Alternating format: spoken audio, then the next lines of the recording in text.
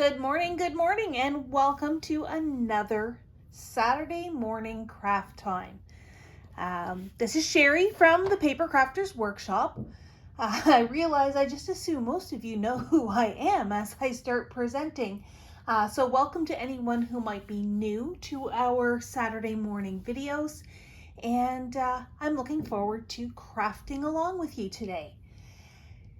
If you recall from the email I sent out or from the description down below here, we just need some basic supplies. So you do need an A2 card base, or the techniques I'm going to show you will absolutely work with any size of card base. So use what you've got in your hands. If you want to try a slimline, and I'll try and talk through what some of the options are. I actually decided to go with a little bit more of a creamier card base this time instead of a stark white, but that's just a personal choice. You also need a piece of pattern paper that is cut 4 1/4 by 5 1/2, or whatever size is going to fit on the front of your card. Finally, well, not finally, because there's still a few more pieces, you also needed a piece of cardstock to match your card base. That is just that little bit smaller. This one is 4 by 5 1/4. And then I have a piece of acetate, which is exactly that same size, 4 by 5 1/4. And we're going to be playing with some washi tape, and I've got some sentiment strips here that we can add on, or you can use your own sentiment stamps with a scrap of paper or a circle or anything like that. This is going to be a very flexible kind of design. And I often get asked for different ways to use acetate, and I love the translucent properties in washi tape, so I thought I would combine them in this card. So what we're going to do, the plan is we are going to create a bit of a window with acetate and the washi tape on the acetate, and then lift that window up off the surface so it gives it a little bit of dimension as well. Probably my plan is I'm going to use just thinner foam squares to pop my window up, but you could turn this into a shaker card as well. If you're going to do that, then you want that regular thickness of foam tape or the foam strips. You want to give it a little bit more height so that you can let your shaker bits kind of shake around. But I just want to give it a little bit of elevation this time. I'm not going to put shaker bits in my card. All right, so to get started, let's just do some basic assembly first. You will also need your paper trimmer and obviously your regular adhesive as well. I'm going to put the acetate and this top piece just off to the side for now, and I'm going to attach my pattern paper to the front of my card. So if you have your pattern paper ready, just regular adhesive will work. And with pattern paper, it's usually, and that's what I thought. I was worried that this was going to run out. Good thing I have plan B sitting here in the wings. It's just pattern paper, and you just want it to stick all the way around. And now it's going to stick to my tape runner. Waste not, want not. So you don't need anything fancy for this. We're simply going to attach it to the front.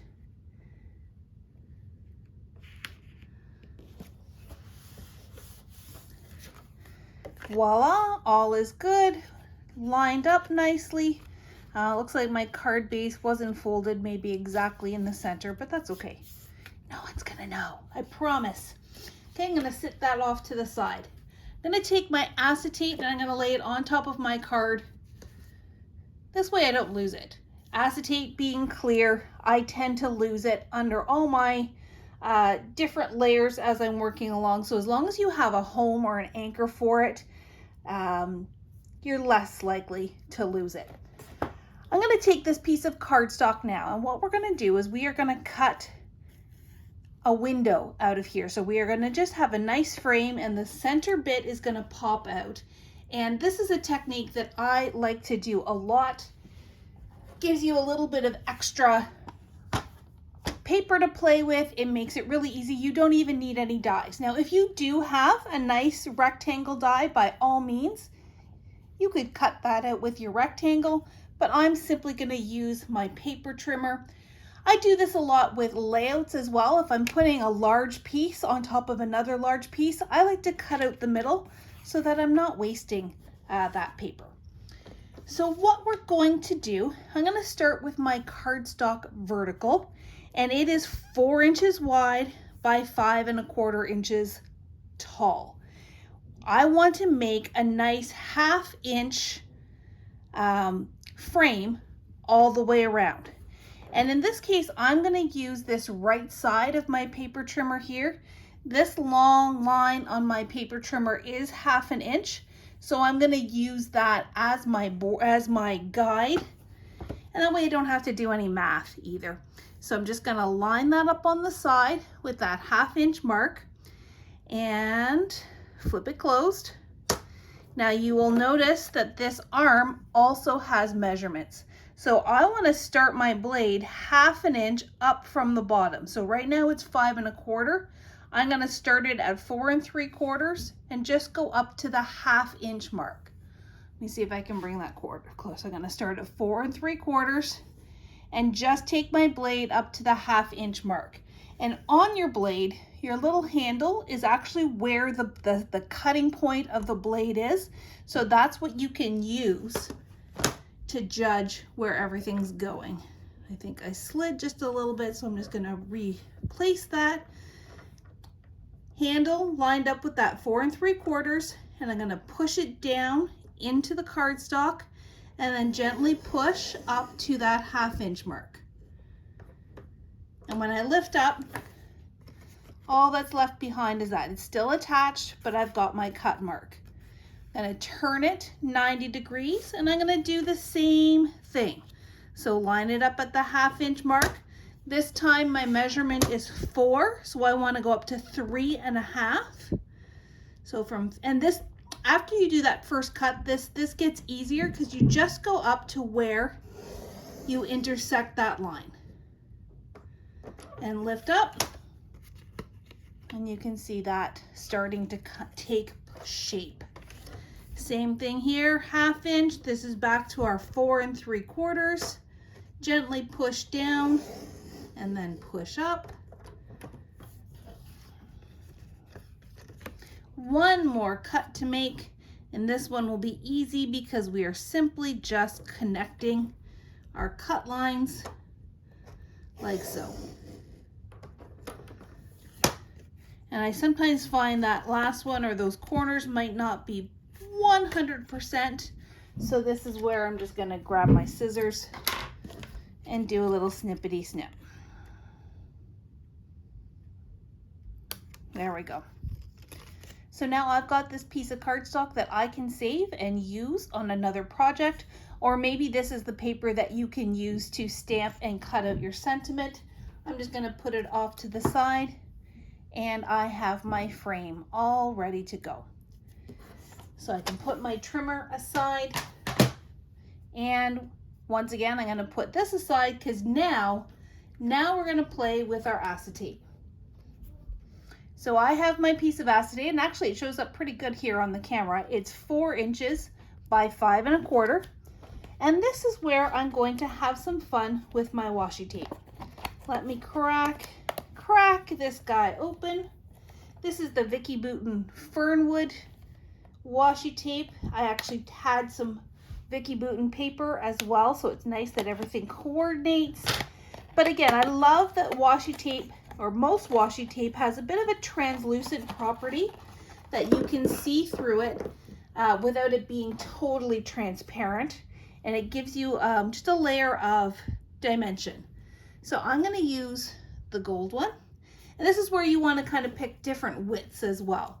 I don't want to use this one because it's way too close to what the paper is and it'll just get lost. So I want something that contrasts. So I think the gold will contrast, this orange will contrast, and you know what, let's play, there we go, let's play with these flowers too. So I've got 3 different widths, 3 different kind of textures. And what I'm going to do is simply stretch strips of washi tape across this acetate in different directions. Now, if you are very linear and you just want to do stripes, absolutely you can do that. You could do it just in one direction. I'm gonna get a little funky here. And I'm gonna go, oh, this has some nice orange in it as well. So I'm gonna try and strategically place this like so. And then I am going to trim this down so I can go ahead and tear it. And now I'm going to take this gold. Hardest part is finding the starting point. Here it is. And let's go more like this. And maybe I will do a second one.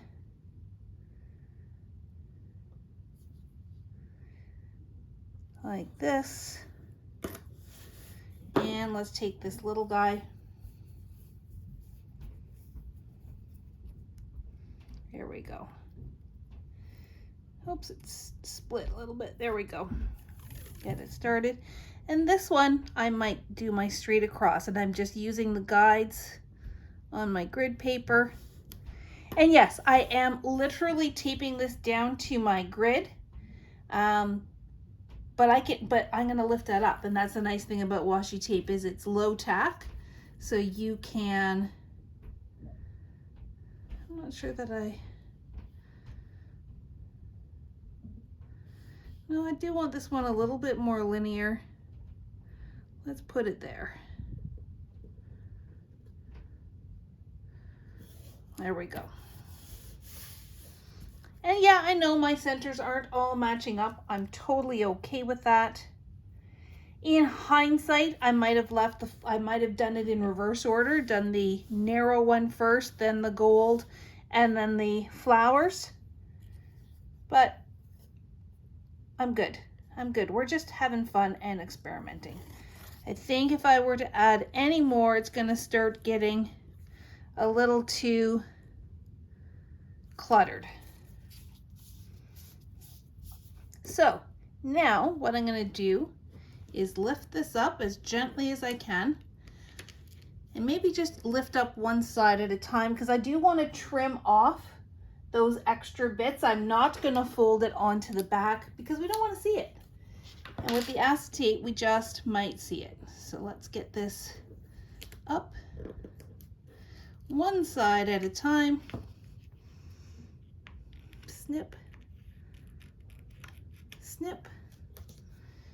And let's do this side.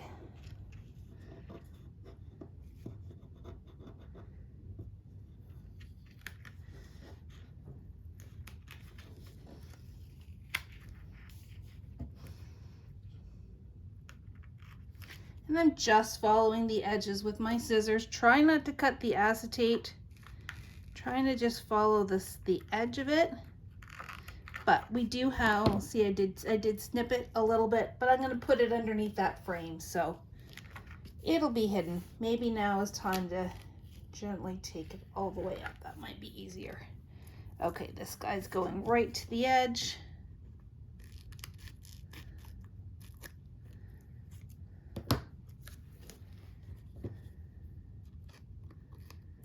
Snip.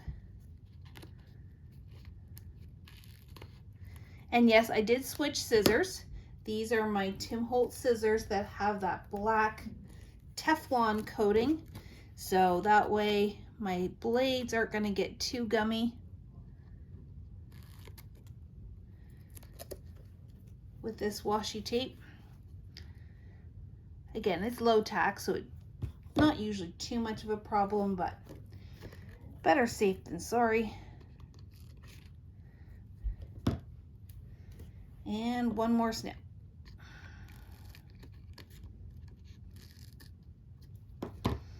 Okay. Let's get that down. So this is where my frame is now going to go over top. And I've created this really funky window. Now that I've got it up and now that I see that the frame, where the frame is gonna go, I feel like I want a little bit more of these flowers. So maybe even just as simple as, let's play with the piece we've got. Let's go right there. Then I don't have to trim it. Nope, that's not gonna work.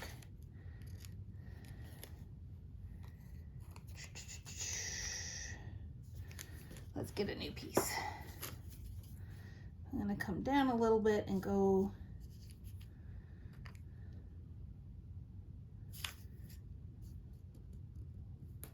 like that. Need it just a little bit longer. So now we've created this funky pattern using that washi tape. It's not solid, it's got that translucent aspect to it, so it still feels light and airy. And then I'm going to put this frame on the outside. Now the main reason why I'm doing the frame is so that when we put our adhesive on here, it's hiding it. Because I guess that's one of the downsides of this being translucent, is we can't hide adhesive in behind this. And it looks like my acetate is just a smidgen longer than my frame. So once I've got it glued down, then I'm just going to trim off. And I want more of those flowers showing, so let's do it that way. And somehow this ended up not being straight. How did I manage that? Well, maybe it is. Maybe it's just my eyeballs. Anywho, let's tape this guy down. Now, it's just going straight on, so I'm just going to use my regular tape runner. Because I'm not doing a shaker, because this is just going surface to surface, I do not need to put adhesive all the way, edge to edge. I'm just doing little squares and little dots, and then I'm going to line everything up like so. And like I said, I do have a little bit extra on the edges, so we'll just trim that down.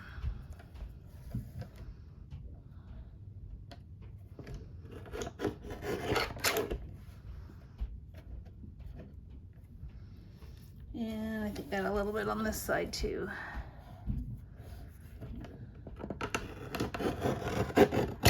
There we go.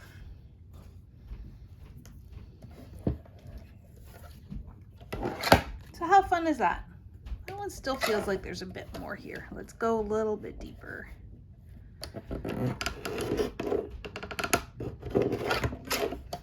There we go. Okie dokie. So now I am ready to attach this to my card. And yes, 100% I could just put it down flat. But sometimes just having that little bit of height, that little bit of play of shadow gives it a little bit different look. And like I said, if you wanted to make this a shaker, this is where you would now put your foam strips kind of all the way around, put your shaker bits in, and get it stuck down. But I'm just going to give it a tiny little bit of height. So I'm going to use my thin foam squares, hit the corners, and then the fun part is always just peeling off all the backings. Okay, so I like to kind of squish them down, make sure they're stuck before I peel anything.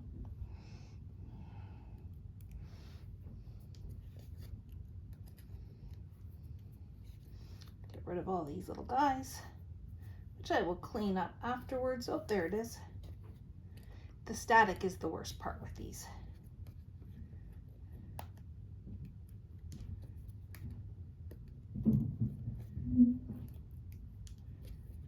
Do.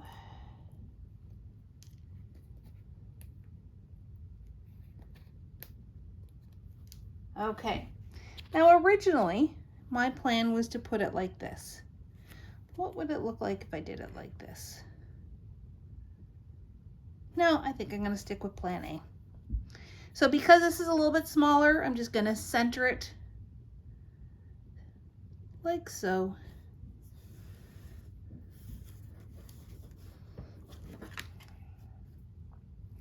There you go. It's got that little bit of a shine. It's got a little bit of height without it being too bulky. Still is nice and flat for mailing purposes. And all I have to do now is add a sentiment and embellish. So I'm going to use some wordies that we have. These are just little adhesive strips. Kind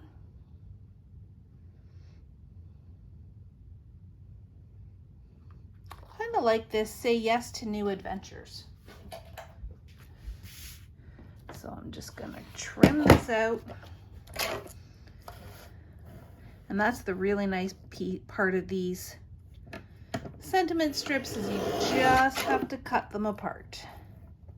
If you have a sentiment strip die, you could use that too. But easy peasy, just like that.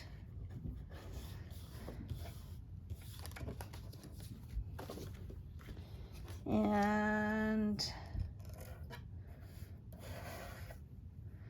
let's snug this.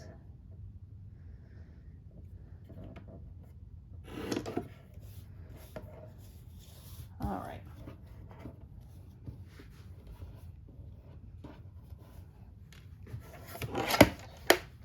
Yeah. I'm looking at this and this side is a little bit tighter to the letters than this side, but that's okay because I'm going to make this a little pennant on the one end.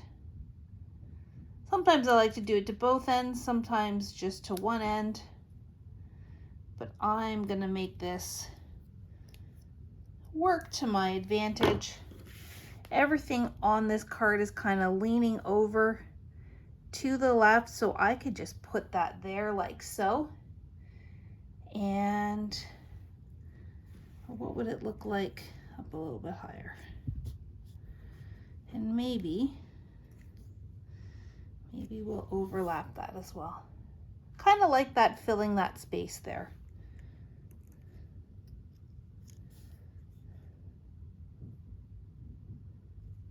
Yeah, I like it there. And because I've got my little foam squares, let's just pop those up too.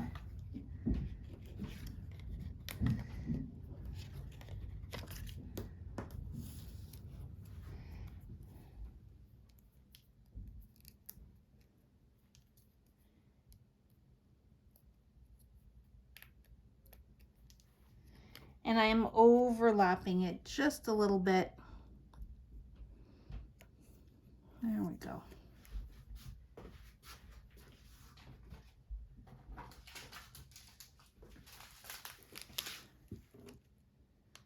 Yeah, it's a little bit too blue for that card. Let me just grab, just trying to find my little pile of gems. Oh, there we go. These are some Spellbinders ones that would just add a little bit of sparkle and shine. I need a pair of tweezers. Here we go. So let's just slide. Let's put a little cluster. Oops. With these rhinestones, it really is better to slide them off your backing as opposed to trying to lift them, because it'll make sure that that adhesive still sticks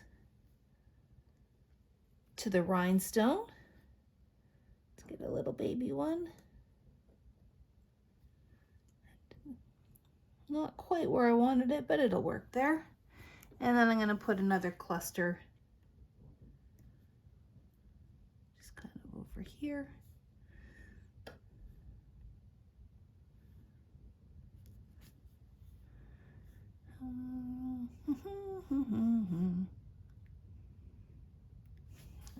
Another little one. Whoops, that one went flying. I will find that one later, or the vacuum will. There we go. So we've just got two little clusters of gems that surround that title, and I'm going to call it done. So I hope you've had some fun playing with your washi tape. Let me know if you make these into a shaker as well. I think those would be really fun, and that might be something I try another time. But have some fun with your washi. Use some acetate to create a clear background, and then it makes these really feel like they're kind of standing up from the card. So thank you very much for joining me this Saturday morning. Please always feel free to post your creations in the Paper Crafts Inner Circle on Facebook. That is our little VIP group where we love to share all kinds of ideas and inspiration and the projects that we're working on. Or you can send me an email at customerservice@craftersworkshop.ca if you want to just show off what you're making. Thank you very much, and we look forward to crafting with you again another time. Have a great day.